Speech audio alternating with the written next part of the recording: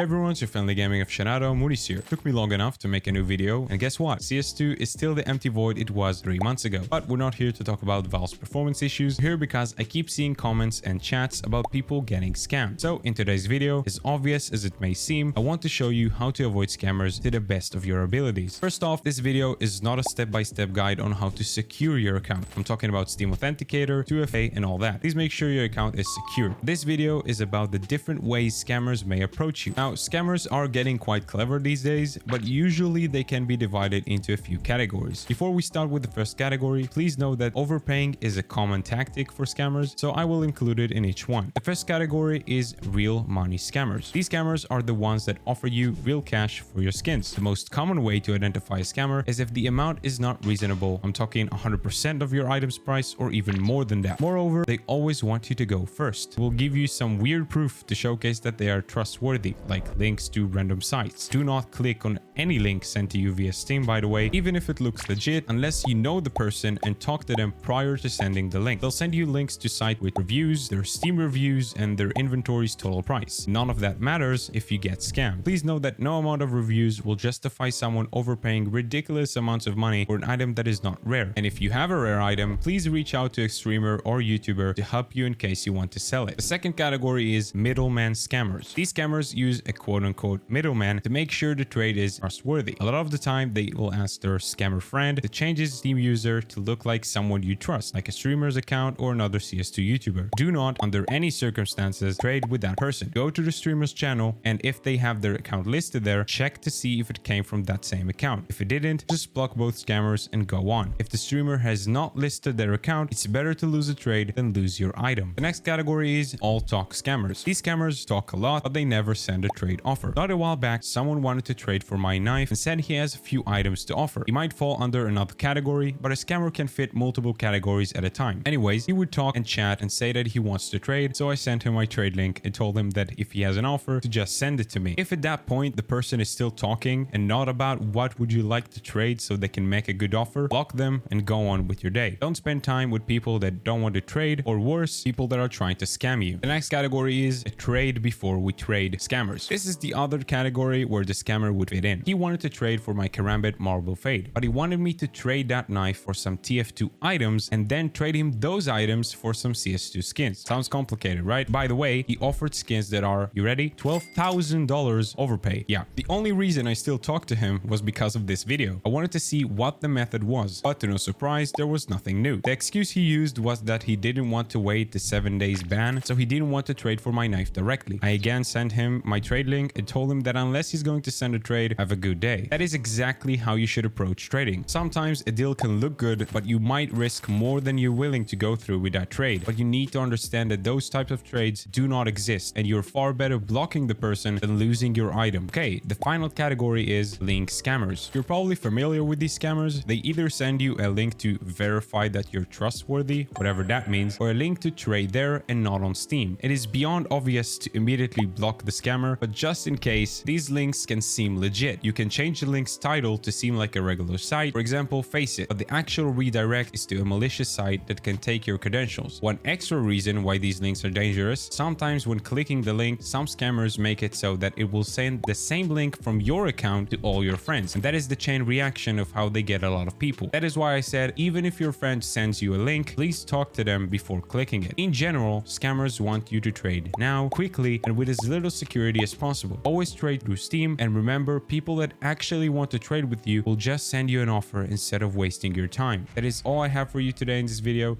I hope that you enjoyed it. If you did, please make sure to like and subscribe. I hope CS2 will have something to offer in the near future.